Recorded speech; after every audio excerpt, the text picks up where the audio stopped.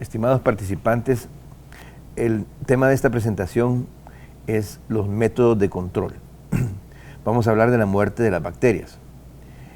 Los métodos de control, recordando siempre el concepto, se refieren al concepto de control, como lo decimos, cuando estamos tratando de prevenir, eliminar o reducir un peligro hasta un nivel aceptable. Eso es una medida de control. Pues bien, cuando controlamos peligros biológicos, lo que nos interesa principalmente es aniquilar bacterias. Los contenidos principales de esta presentación estarán relacionados con cómo mueren las bacterias, cómo actúan unas sustancias muy importantes que son los detergentes, que son agentes antibacterianos, y vamos a hablar un poquito más extensamente del cloro, y luego de otros agentes desinfectantes. Pero eso viene siendo los contenidos más importantes. Cuando hablamos de muerte de las bacterias, podemos comparar que así como nos interesa saber cómo se multiplican, también nos interesa mucho cómo es que se pueden destruir. Para controlar un peligro biológico, la muerte de las bacterias se mide en ciclos logarítmicos. Así como medíamos el crecimiento de las bacterias como una función exponencial, porque teníamos un crecimiento en potencias de 2, así en forma similar vamos a hablar de la muerte de las bacterias aplicando una relación logarítmica. Veamos de qué mueren las bacterias. Pues algunos agentes químicos, como el alcohol, lo que hacen es deshidratarlas. Es decir, que el alcohol les requiere su agua y por un cambio de presión osmótica se van deshidratando y ya no son funcionales. Otros, como el calor, desnaturalizan las proteínas. Asumimos que ustedes están familiarizados con el concepto de desnaturalizar, pero básicamente es un cambio estructural en una proteína que hace que la proteína ya sea cambie de forma, cambie de solubilidad y que por lo tanto ya no sea funcional. Las proteínas funcionales que más nos interesan en los aspectos de la microbiología y la conservación de alimentos son las enzimas, que químicamente son proteínas y por lo tanto están sujetas a ser desnaturalizadas por agentes químicos y también por el calor. Otros agentes oxidan los compuestos vitales, como rompen o agregan grupos químicos que les impiden funcionar. Entre esos están, por ejemplo, los agentes alquilantes, en el caso de los esterilizantes como el glutaraldehído, los aldehídos que son bastante tóxicos también para nosotros. Luego tenemos las radiaciones, sobre todo las radiaciones ionizantes, que pueden romper o transformar el ADN y por lo tanto la bacteria ya no tiene capacidad de reproducirse. Una bacteria la vamos a considerar funcionalmente muerta si no se puede reproducir, porque eso es lo que realmente queremos impedir que haga. No vamos a entrar en detalles de que si realmente muere o no muere, lo que nos interesa es que ya no sea perceptible, y la manera como se percibe la presencia de una bacteria es porque está viable para reproducirse. Ahora, un aspecto interesante sobre los detergentes que tenemos que mencionarlo aquí, y es que el detergente más conocido para nosotros es el jabón común. Y los jabones y detergentes se consideran químicamente como tensoactivos. Su acción principal es hacer que el agua sea compatible con las grasas y separe las grasas de los sustratos a las que las grasas se adhieren. ¿Por qué? Un sustrato puede ser una superficie inerte o una superficie animada, va a tener mayor adherencia para las bacterias si tiene algo de mugre, digamos, o algo que el agua no se lleva. Y normalmente esas sustancias que están presentes, que el agua no se las lleva, es porque son insolubles, y son insolubles, normalmente son solubles en una fase etérea o una fase grasa. Para que el agua pueda arrastrar, quitar esa fase grasa, hay necesidad de reformarle o de modificarle, digamos, sus características tensoactivas.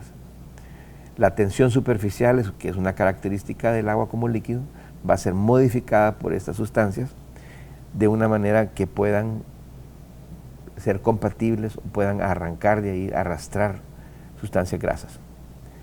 Las grasas se emulsifican, es decir, que se suspenden en forma de gotas y también se conocen como micelas. Vamos a ver cómo funcionan esas moléculas tensoactivas. Esas moléculas tienen un extremo hidrofílico y otro lipofílico. Hidrofílico es el extremo normalmente que está, digamos, amigable al agua. Tiene una característica polar, una característica iónica, mientras que el extremo lipofílico es compatible con las sustancias que no son solubles en agua, como los hidrocarburos, los aceites, las grasas. Ahí tenemos un ejemplo de una molécula larga, ¿verdad?, que está terminando en un ion negativo. A la par está el ion positivo del sodio. Este es un tensoactivo, un tensoactivo aniónico, ¿verdad? Lo más probable es que sea un sulfonato de alquilo. Es decir, tenemos una cadena de carbonos. Esa cadena de carbonos es nuestro extremo lipofílico y nuestro extremo hidrofílico es la carga negativa, en este caso, de la parte iónica de la molécula. Estas moléculas cargadas iónicamente de un extremo van a dar esa cabeza que vemos ahí, esa cabeza hacia las moléculas de agua y la cola lipofílica hacia la grasa. Y con eso se logra que las partículas de grasa se rodeen de una capa de detergente y se puedan suspender en el agua en forma de micelas. Los jabones y los detergentes no son per se bactericidas. Disuelven materias grasas, pero hay que enjuagar para que se vayan por el drenaje. Si no contienen un agente antibacteriano expresamente declarado y en concentraciones adecuadas, debemos asumir que el jabón y los detergentes únicamente arrancan las bacterias de donde están ancladas y permiten lavarlas del lugar y eliminarlas de donde están adheridas. Sin embargo, no tienen por sí mismas una acción antibacteriana. Veamos de qué se trata lo que hablábamos de la reducción logarítmica de las bacterias a la hora que las estamos reduciendo en sus poblaciones. Tenemos un ejemplo. Un procedimiento de lavado de manos puede disminuir una población bacteriana en, digamos, de 4 a 5 ciclos logarítmicos. ¿Cómo se entiende eso? Suponiendo que hay 1 millón de bacterias. Una reducción de 5 ciclos logarítmicos dejaría un solo ciclo logarítmico, porque estamos hablando de que inicialmente había 10 a la 6.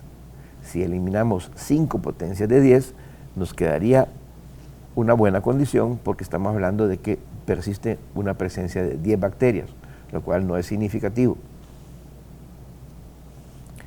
Pero si iniciáramos con una población más alta, de 100 millones de bacterias, estaríamos hablando que reduciendo 5 ciclos logarítmicos a los 10 a la 8 bacterias que existen ahí, tendríamos una presencia residual de 1000 bacterias, lo cual puede ser no aceptable para un procedimiento de lavado. Entonces vemos que no contamos una por una las bacterias que vamos eliminando. Realmente las contamos por ciclos logarítmicos. Si son 10, es un ciclo. Si son 100, son 2. Las potencias de 10 nos van definiendo los ciclos logarítmicos a reducir en una población bacteriana. Hablemos también de la muerte térmica, porque vamos a hablar no solamente de los desinfectantes y de los detergentes, sino que también aquellos agentes como el calor que destruyen las bacterias. La muerte térmica de las bacterias es un fenómeno muy estudiado, porque en la pasteurización, en la cocción, en la esterilización por autoclave, hay necesidad de conocer cómo está ocurriendo ese fenómeno, cómo se está cuantificando con respecto a la temperatura y el tiempo aplicado la reducción de las bacterias. El calentamiento en general se puede decir que es un método muy eficaz para matar bacterias. Las bacterias mueren al desnaturalizar sus proteínas funcionales y estructurales. Ya dijimos que las proteínas funcionales las conocemos como enzimas. Las estructurales serían las que están formando otras estructuras que no tienen una acción química, pero sí están formando estructuras o partes anatómicas de la célula bacteriana. Cada patógeno tiene su propia resistencia a la temperatura. Hay bacterias que son extremadamente lábiles, es decir, son termolábiles, o sea, que con poco calor nosotros las destruimos, pero otras son termoresistentes, al grado que pueden resistir la cocción. Hay bacterias que cuando están, digamos, en un estado de espora, están esporuladas, resisten temperaturas muy altas, superiores a la cocción, superiores a la ebullición del agua, o sea, superiores a los 100 grados. Por un buen tiempo, estas bacterias se mantienen estables, resisten al calor y al volver las condiciones adecuadas pueden recuperar su forma vegetativa y comenzar a reproducirse. Lo cual es un peligro muy interesante de conocer cuáles son las bacterias que pueden hacer esto y cuáles no. El objetivo se logra asegurando que muera el patógeno más resistente. Quiere decir que si en una población bacteriana conocida tenemos presencia de varios patógenos, el objetivo va a ser matar al más resistente. Al morir el patógeno más resistente presente, tenemos seguridad de que todos los más lábiles a él, pues también fueron aniquilados. Una pasteurización, por ejemplo. Hablamos mucho de la pasteurización de la leche. La pasteurización es una operación dirigida totalmente a un patógeno particular. Hace unos 20, 30 años se hablaba de Mycobacterium tuberculosis, pero ahora se ha incorporado la Coxiella burnetii como un agente patógeno de características similares en cuanto a resistencia. Pero si logramos destruir esos patógenos, tenemos la seguridad que en esa población bacteriana está excluida la Escherichia coli, está la Salmonella, todas ellas mueren antes porque son menos resistentes. Entonces nos ubicamos el objetivo de la pasteurización en un organismo resistente, patógeno, importante, y luego tenemos seguridad que los demás se aniquilan. En gráficos se puede demostrar esa muerte térmica o se puede, digamos, ilustrar la muerte térmica, de manera que a una temperatura dada las bacterias van muriendo a medida que transcurre el tiempo.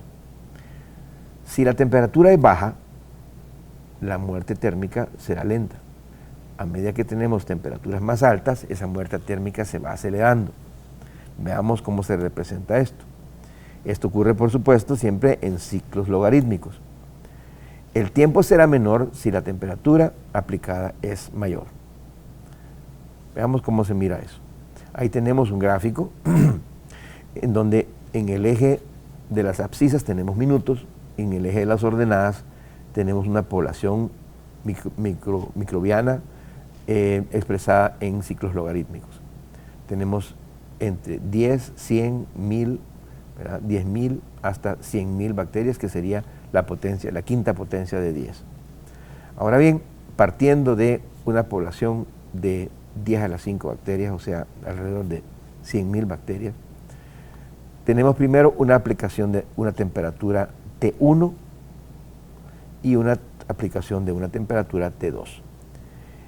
En la recta que está representada por T1, que es una temperatura menor, podemos ver que a medida que pasa el tiempo está en el eje de las abscisas, en el eje X, a medida que transcurre el tiempo, van muriendo ciclos logarítmicos. El tiempo que transcurre entre el inicio y el final de la muerte de un ciclo logarítmico se conoce como el valor D. Tenemos para la temperatura T1 un valor de 1. Ese D1 es más grande que para la temperatura T2. La temperatura T2 es una temperatura más alta, por lo tanto el tiempo que transcurre la muerte de un ciclo logarítmico de bacterias va a ser D2, que es menor que D1. Yo creo que hasta ahí la cuestión se ve bastante lógica, es decir, que la población disminuye una potencia de 10 en un tiempo D. Una gráfica de muerte térmica expresa valores de tiempo en una escala logarítmica contra temperatura. Este es otro tipo de gráfica. Aquí es donde vamos a graficar tiempos en una escala donde estamos graficando contra diferentes temperaturas. En la anterior estábamos hablando de cómo se comportaba el tiempo respecto a las temperaturas. El tiempo disminuye en ciclos logarítmicos a medida que aumenta la temperatura. Veamos cómo se expresa esto. El gráfico de la muerte térmica ahora lo tenemos con la temperatura en el eje de las abscisas, y en el eje de las ordenadas tenemos el tiempo en minutos en una escala logarítmica. Tenemos la pasteurización de la leche, la muerte térmica del Mycobacterium tuberculosis, donde la línea roja representa todos los pares temperatura-tiempo en los cuales ocurre un proceso de pasteurización. Estamos con 3 valores comunes para la pasteurización. Uno ocurre a 145 grados Fahrenheit, que son aproximadamente 62-63 grados centígrados, que es la pasteurización batch, que se lleva a cabo en un lapso de 30 minutos. Pero también tenemos la pasteurización que ocurre en un intercambiador de calor con un tubo de sostenimiento, que ocurre a 161 grados Fahrenheit o 71-72 grados centígrados, donde el tiempo de muerte térmica de la bacteria ocurre en 15 segundos. Y por último tenemos también una pasteurización de tipo flash, en donde a 191 grados Fahrenheit, que son alrededor de 88 grados centígrados, esa misma pasteurización ocurre en un lapso mucho más corto, es decir, que ocurre en un segundo. Como pueden ver, los incrementos de temperatura no son proporcionales a la disminución de tiempo. Estamos hablando de 62 grados y tenemos una pasteurización en cuestión de media hora. Sin embargo, si la temperatura sube aproximadamente 9 grados centígrados, la pasteurización puede ocurrir en un lapso mucho más corto, es decir, en 15 segundos. Y así tenemos un nuevo incremento de temperatura a una distancia no muy lejana de los 71, estamos hablando de 88 grados centígrados. Ese incremento de unos 16 grados nos permite hacer el mismo proceso de muerte térmica en un lapso de un segundo. Entonces, como pueden ver, que a mayor temperatura se necesita mucho menos tiempo para matar el mismo número de bacterias. También otra muerte térmica importante es la del Clostridium botulinum. El Clostridium botulinum es la bacteria esporulada formadora de toxina más temida. La temperatura del autoclave para la destrucción térmica de la espora del Clostridium botulinum es de 120 grados centígrados. Los tiempos vienen dados por múltiplos del valor D, es decir, el valor que se requiere para destruir un ciclo logarítmico de bacterias. Ahí tenemos en una gráfica en donde hemos graficado el tiempo en valores D contra la temperatura, y podemos ver que la reducción en un valor D ocurre en incrementos de temperatura a donde nos interesa más o menos el valor de 120 grados centígrados, que es el de las autoclaves que se ocupan para enlatar. Los procesos se pueden extender en el tiempo y normalmente se está hablando de valores de 12D, es decir, que se pretenden destruir 1.000.000 de millones de bacterias en ese lapso. Esos son, digamos, medidas de seguridad, debido a que es muy delicado que haya supervivencia de Clostridium botulinum y que se forme la toxina, porque es una toxina muy potente. El Clostridium botulinum, como dato adicional, solo se desarrolla si el valor de pH es superior a 4.6, es decir, que no es demasiado ácido y que haya suficiente actividad de agua. Valores inferiores a 0.85 dan un medio donde el Clostridium no se desarrolla y por lo tanto no produce la toxina. Vamos a hablar ahora algo de agentes antibacterianos. Vamos a analizar algunos compuestos químicos importantes. Hay que decirlo, pues no todos los agentes químicos son exitosos en esta materia, porque hay que tener en cuenta que todo lo que desinfecta finalmente es tóxico, y si es tóxico para las bacterias, no podemos decir de buenas a primeras que no nos va a hacer nada a nosotros. Así es que asumimos que algún efecto nos puede causar y hay que tener cuidado de evaluar correctamente los agentes antibacterianos. El concepto de desinfección lo traducimos como una eliminación de peligros biológicos en una superficie, por ejemplo, y tenemos que explicar que la desinfección elimina las formas vegetativas de los microorganismos, no así sus esporas.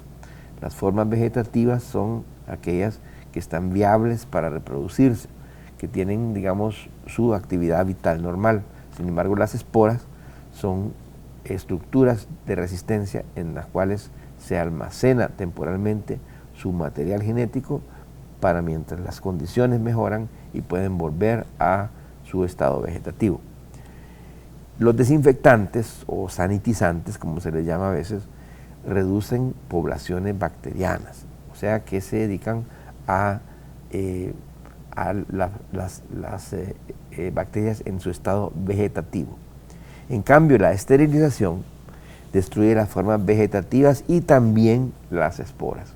Entonces, son procesos normalmente mucho más drásticos y con agentes químicos también bastante más potentes y de otra naturaleza, que son capaces de aniquilar las esporas.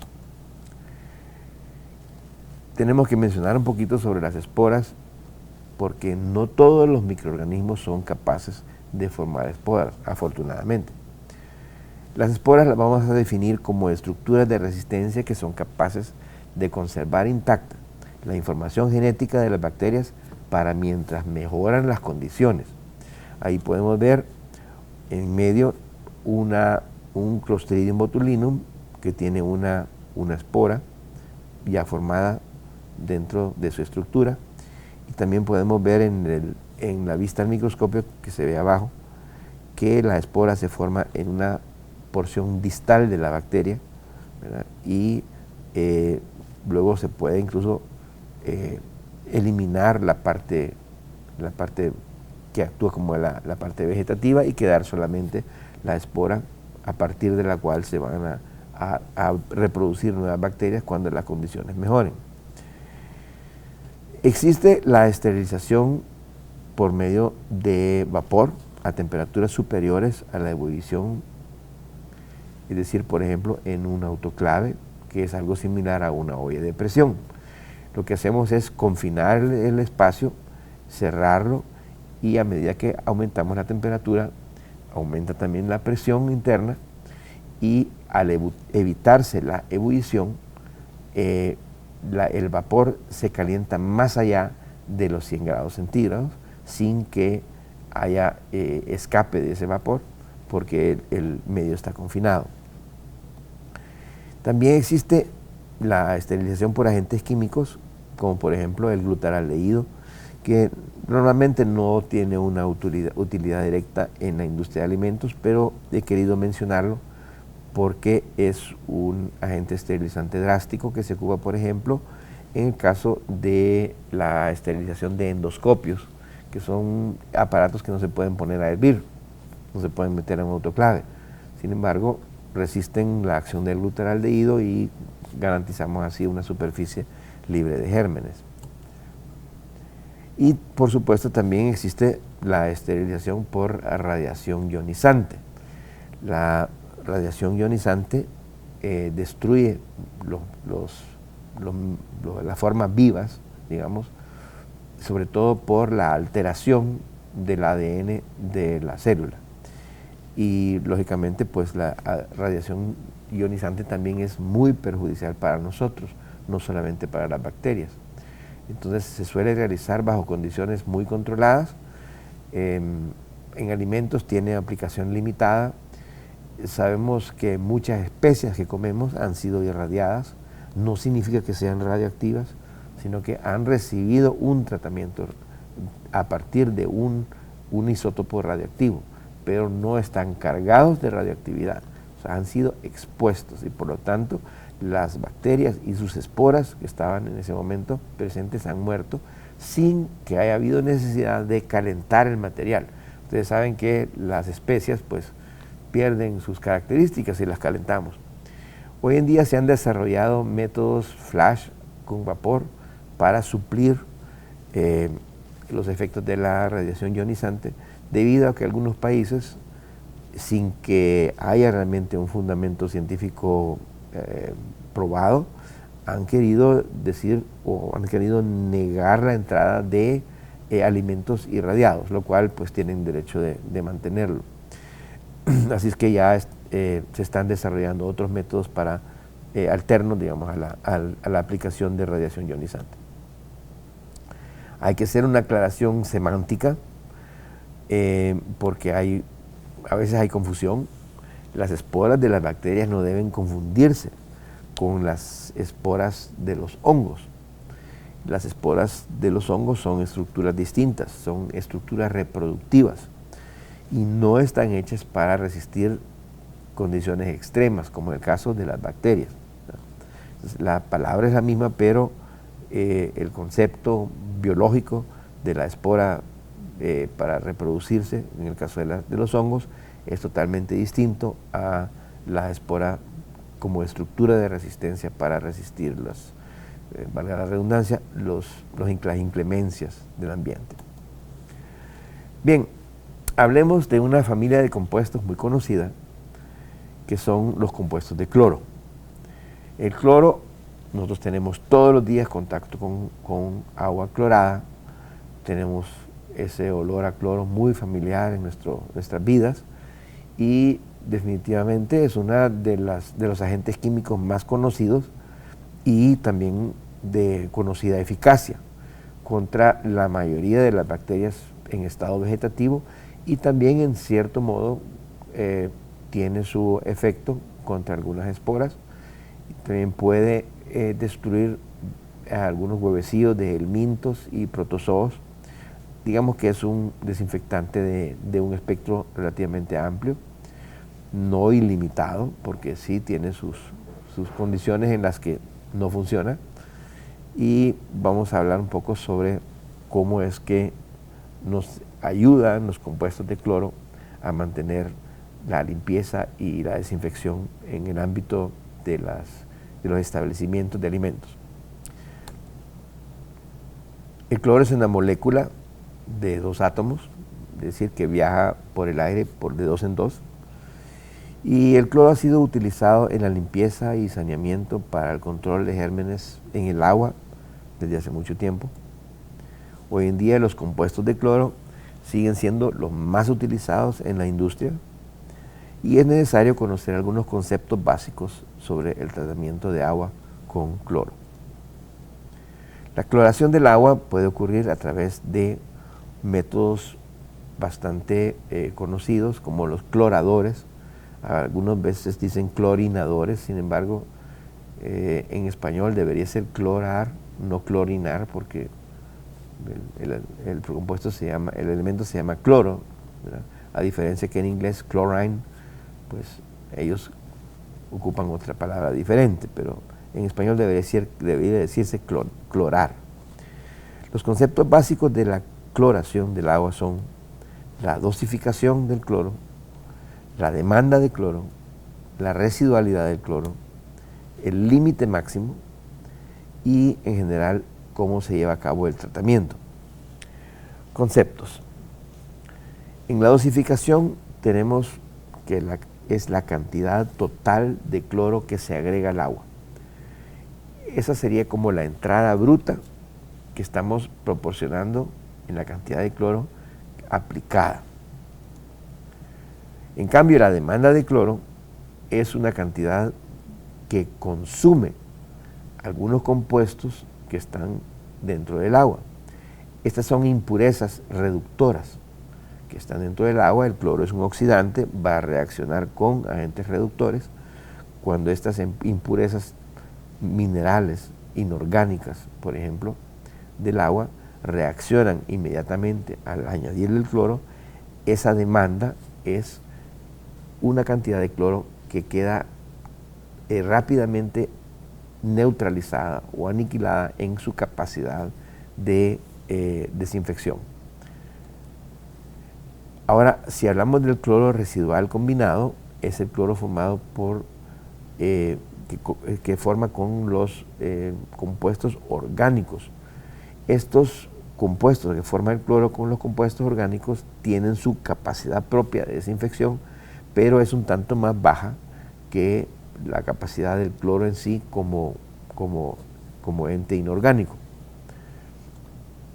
Y por último tenemos el cloro residual libre, que es lo que nos queda disponible para una acción desinfectante una vez hemos restado la demanda, que sería lo que le resta el agua por sus características de compuestos inorgánicos, y lo que le resta también el agua a través de los compuestos orgánicos, que sería lo que le resta el cloro residual combinado. Lo que queda libre es nuestro cloro residual libre, que está listo para actuar en una desinfección. Y es también la fracción que queda con mayor poder de desinfección. Para comprender esto un poco mejor, tenemos este dibujo, esta gráfica, y podemos ver abajo, dice demanda de cloro, y luego tenemos un cloro residual combinado y por último un cloro residual total. La dosificación es la columna amarilla, es la cantidad total de cloro que agregamos al agua. Ahora, la parte celeste es el cloro que se come, la demanda, o sea, la acción de los compuestos inorgánicos que pueden ser reductores, como el caso de hierro 2, como pueden ser otras sustancias como minerales que tienden a oxidarse, como el manganeso, que nos van a quitar una parte del cloro, la van a indisponibilizar para la desinfección. Luego vienen las impurezas orgánicas y nos quitan otra potencia importante, que era el cloro residual combinado, que vimos que tiene algún poder desinfectante, pero más reducido. Esa formación de compuestos cloronitrogenados, las cloroaminas, tienen bajo poder germicida. Y lo que queda después, por encima de todo eso, es el cloro residual libre. Algunos métodos para determinar cuánto cloro hay en el agua determinan el cloro residual total.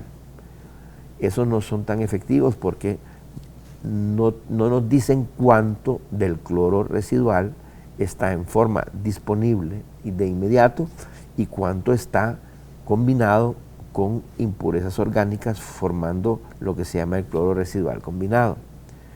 Los métodos analíticos más efectivos son los que nos miden el cloro residual libre. El cloro residual libre es el que está directamente disponible y es el que tiene mayor poder germicida. Hablemos ahora un poco de los compuestos iodóforos, así como el cloro, que es un halógeno importante. El yodo es otro del grupo de los halógenos y tiene su capacidad de desinfección considerable. En general, estos compuestos iodóforos son detergentes del tipo no iónico que a su vez llevan combinado el elemento del yodo. También, pues, por ser detergentes, tienen su capacidad tensoactiva y tienen una acción similar a los detergentes, con la diferencia que está presente el elemento del yodo, que tiene el poder desinfectante en este caso. Son estos compuestos muy buenos para matar células vegetativas cuando están actuando en concentraciones de 25 partes por millón. Una concentración de 25 partes por millón equivale aproximadamente a 200 partes por millón de cloro. Entonces podemos decir que a concentraciones menores se consigue un efecto similar en el caso del yodo. Ahora sí, el yodo es menos efectivo contra esporas que el cloro. Es decir, que el cloro tiene un poco más de poder esterilizante que el yodo. Ahora tenemos otros compuestos que están bajo un denominador común de ser compuestos de amonio cuaternario. Ustedes que se han manejado mucho en el ámbito de los alimentos habrán oído muchísimas veces de los quats o de los compuestos de amonio cuaternario, que son desinfectantes muy conocidos. Sin embargo, se usan combinados, se usan alternados con cloro, con compuestos de yodo, y tienen distintas acciones y algunos también algunas inconvenientes que tenemos que conocer.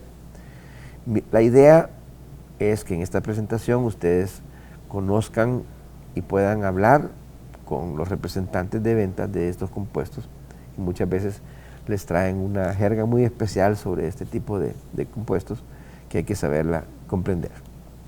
Son desinfectantes efectivos, pero con sus propias limitaciones. Por ejemplo, Pseudomonas aeruginosa y E. coli suelen ser bastante resistentes. En el caso de Pseudomonas se ve también que hay cepas que pueden crecer dentro de la solución de estos compuestos desinfectantes. Se puede imaginar, entonces quiere decir que como que no solo no les hace nada, sino que les sirve casi como de comida. Esto no son todas las pseudomonas, no son todos los compuestos de amonio cuaternario, pero sí, pues hay que conocer esa debilidad. Ventajas que tienen los compuestos de amonio cuaternario es que dejan un residuo que sigue con actividad, son estables al calor, no dependen mucho del pH, como en el caso de los compuestos de cloro, no son corrosivos y normalmente no tienen acción de dar sabor, son insípidos y en alguna medida pues son menos afectados por la materia orgánica que los compuestos de cloro. Desventajas: se inactivan en contacto con materia orgánica, madera, algunos plásticos, esponjas, y no cubren todas las bacterias que son de interés para nosotros. Entre los compuestos de amonio cuaternario más conocidos, que fue realmente el primero que apareció y que más se utilizó, fue el cloruro de benzalconio. Además de que fue el primero utilizado, pues no es muy eficaz contra bacterias gram negativas, como en el caso de las pseudomonas. Aquí tenemos una estructura química donde pueden ver ustedes un átomo central de nitrógeno. Ese átomo central de nitrógeno tiene una carga positiva, puesto que él suele estar neutralizado con 3 átomos de hidrógeno, en el caso del amoníaco.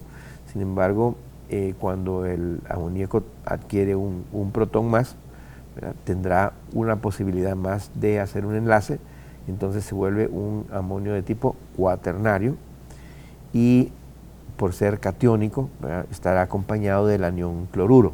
Por eso hablamos de cloruro de y luego hablamos de la molécula catiónica, en este caso, ¿verdad?, formada por el átomo central de nitrógeno con 4 sustituciones.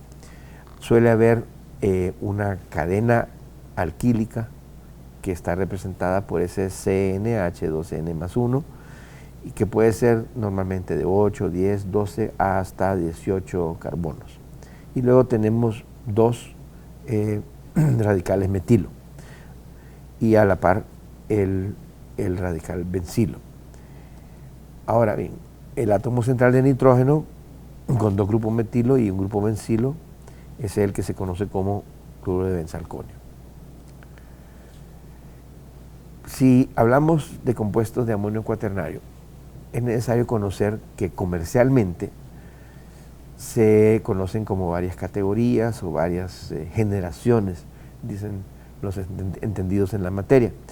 En otras palabras, hay compuestos de amonio cuaternario de primera generación, de segunda generación, de tercera generación, hasta de quinta. Aquí vamos a hacer un pequeño resumen para que ustedes conozcan y puedan hablar el mismo idioma con las personas que les van a vender o suministrar, digamos, este tipo de compuestos. La naturaleza química de los compuestos de amonio cuaternario de primera generación son sales de alquil dimetil benzilamonio, tal como lo es el cloruro de benzalconio, y las características que son afectadas por el agua dura y tienen un poder desinfectante un tanto limitado. Y la segunda generación tienen la diferencia de que son sales en donde interviene un grupo etilbenzilamonio, que es un tanto distinto, y son de mayor costo, generalmente no son comerciales. Entonces la segunda generación como que quedó como per se, como segunda generación, quedó un tanto olvidada comercialmente. La tercera generación que se llamó son mezclas de compuestos de amonio cuaternario de primera generación con alguna cantidad de los de segunda generación. Estos tienen una mayor eficiencia germicida, tienen mayor efecto detergente y se conocen también como dual quats. Los de cuarta generación pues van a ser compuestos de doble cadena, es decir, que además de una sola cadena que tienen los de primera generación, la cadena alquílica común, tienen otra más. Estos son muy buenos en cuanto a su poder germicida y tienen más tolerancia a trabajar en aguas duras. Finalmente, los de quinta generación fueron obtenidos por una mezcla de los de cuarta y primera, en una proporción aproximada de 60-40, es decir, que los de cuarta generación de doble cadena se mezclaron con los de primera generación de una sola cadena y se lograron características mejoradas con respecto a la cuarta generación. Con eso ustedes tienen para, como les decía, hablar el mismo idioma con los que entienden de estos compuestos. Tenemos que mencionar también otros agentes químicos importantes como lo son el ácido láctico, que tiene un uso principal en la reducción de E. coli enteropatógena, en el caso de las canales de res, por ejemplo, y también tiene buen efecto sobre salmonela. Esto se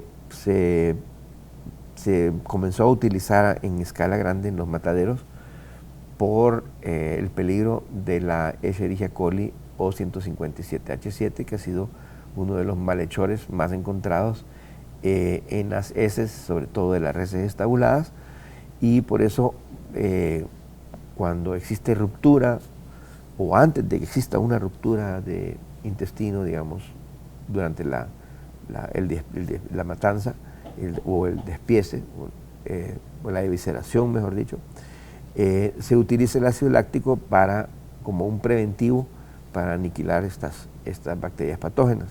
Entonces se ha hecho una práctica común en los mataderos que una vez limpia de las canales se les pase ácido láctico. También se ha utilizado con bastante éxito el ácido peroxiacético y está tanto como el ácido láctico aprobado por FDA, y también se utiliza en algunas veces para frutas y vegetales que no se consumen crudos, y vísceras y recortes de aves también. Y como lo mencionamos, también algunos mataderos lo ocupan en vez del ácido láctico. Sin embargo, el ácido láctico es más aceptado porque, en primer lugar, es un compuesto que puede estar perfectamente formado ya en la carne y es totalmente inocuo para efectos del consumidor. El uso de agentes químicos, tenemos que mencionar también que antes de una acción desinfectante o sanitizante, como algunas veces se dice, debe haber una buena limpieza. Para que sea efectivo una acción desinfectante, tiene que existir previamente un buen proceso en donde haya intervención de agua, acción mecánica y un detergente, y se logre toda la eliminación de residuos visibles, restos de alimentos o de lo que pueda ensuciar. Hay que siempre observar las condiciones de uso, las hojas técnicas de seguridad, las MSDS, que son Material Safety Data Sheet, donde tenemos una variedad de datos interesantes con respecto a la toxicidad, con respecto a antídotos, con respecto al manejo de las sustancias químicas, y por supuesto observar y obedecer las precauciones y diluciones recomendadas por el fabricante. Los agentes químicos deben escogerse cuidadosamente según a qué superficie se van a aplicar, qué alimentos van a intervenir, cuál es el objetivo, a dónde queremos llegar con esa desinfección y por supuesto en qué condiciones se van a aplicar. Entonces hay muchos agentes químicos que son incompatibles con un calentamiento, con un determinado pH, con una presencia de materia orgánica. Todo eso hay que tenerlo en cuenta para escoger qué agente químico se va a utilizar en la desinfección. Y un detalle interesante para efectos de los sistemas de gestión y los sistemas de aseguramiento de la inocuidad es que debe haber posibilidad de medir la concentración del desinfectante. Si ocupamos cloro, debe haber una manera de saber cuánto cloro hay disuelto en esa agua o en esa sustancia, esa disolución desinfectante. O si estamos usando amonio cuaternario, también tenemos que tener cómo medir esa concentración. ¿Qué hemos aprendido en esta presentación? En primer lugar, hemos visto cómo se maneja la dinámica de la muerte bacteriana, explicando algunos de los gráficos más importantes que se utilizan en esas interpretaciones y que ustedes deben conocer. Luego hemos hablado algo sobre agentes químicos que se utilizan en la desinfección y la esterilización. Hemos hablado un poco más detallado sobre el cloro y otros agentes desinfectantes. Y finalmente hemos hablado sobre los compuestos de amonio cuaternario en una medida como debe ser necesario un conocimiento básico sobre este tipo de sustancias. Les agradezco enormemente la atención a esta presentación y les deseo que les sea de utilidad.